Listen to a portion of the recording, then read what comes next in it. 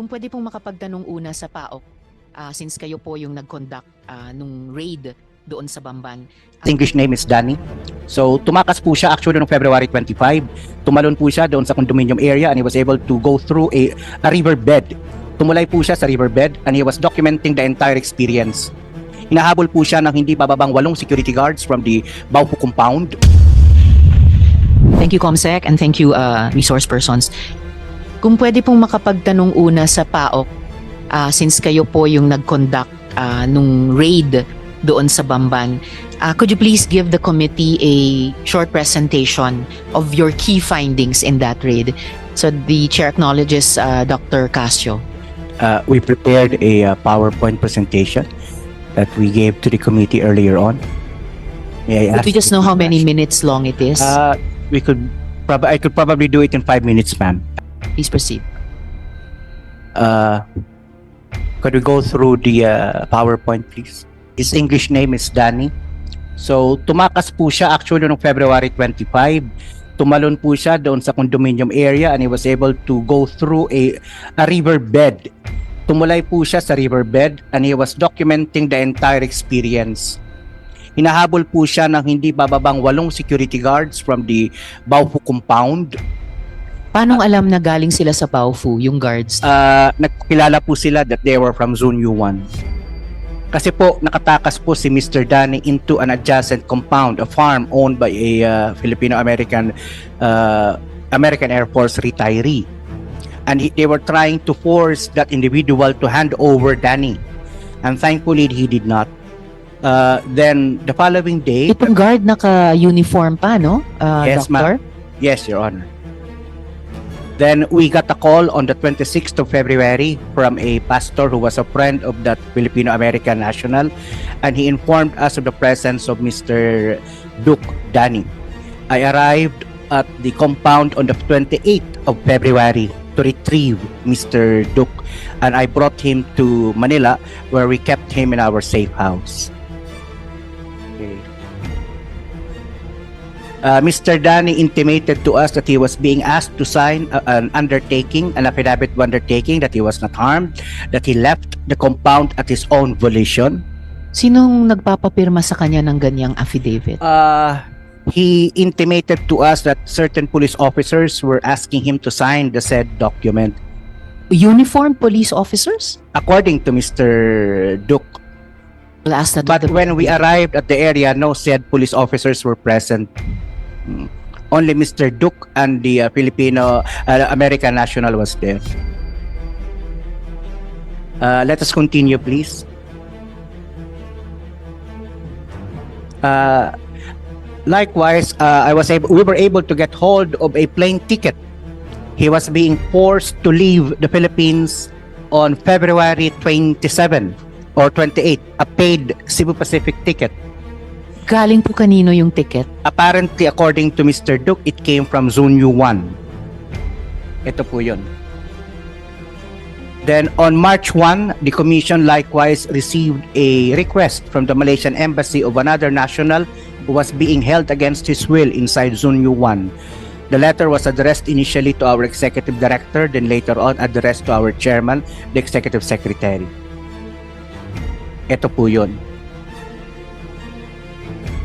That's the actual letter that was given, a request for assistance by the Malaysian Embassy. So by that, aware po yung embassy ng Malaysia dito sa Pilipinas, dito sa Bamban Pogo Hub? yes, Madam Chair. So by March 1, the Vietnamese Embassy and the Malaysian Embassy were already requesting the assistance for their 2 nationals, ma'am. Can we proceed, please? These are some of the pictures that were sent by the Malaysian national to his embassy that served as our basis to apply for the warrant, ma'am. So nakuha nga po tayo ng warrant as this is public knowledge by now. So if we may proceed to the next slides because there are some other important issues that may not have been seen by our Madam Chair. So ito nga po yung mention ni Senator Gatchalian.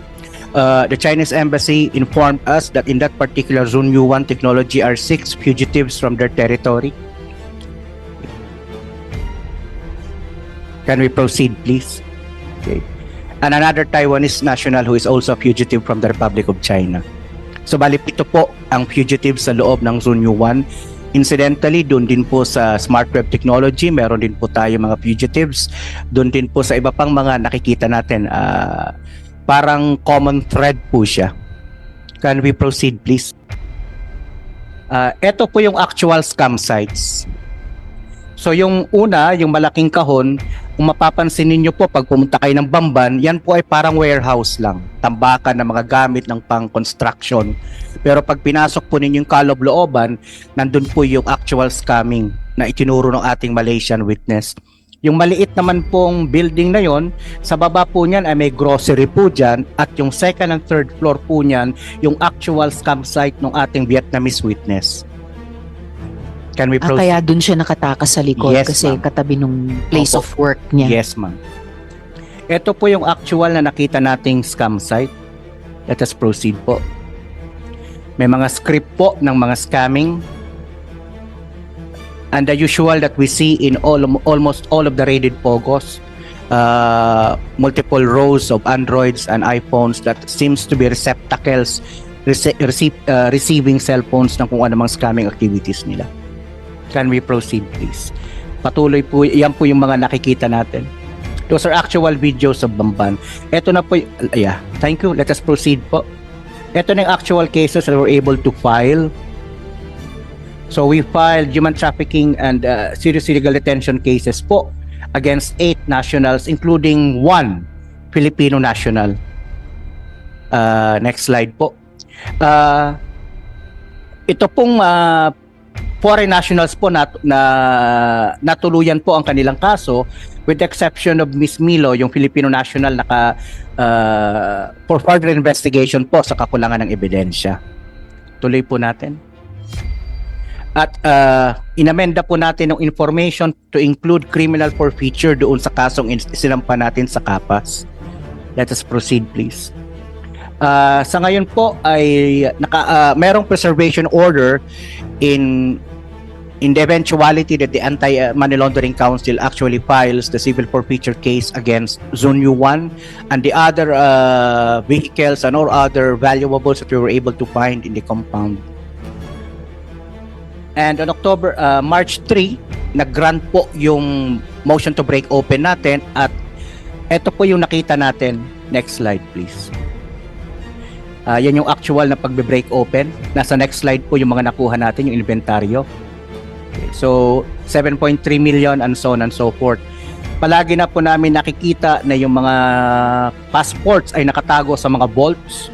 Tapos yung vaults, yung mga passports po na nakita ay hindi nakita doon sa area ng Zunyu 1 sa working area, kundi nakita doon sa mga villa. Sa mga personal villas ng mga bosses, ng mga managers.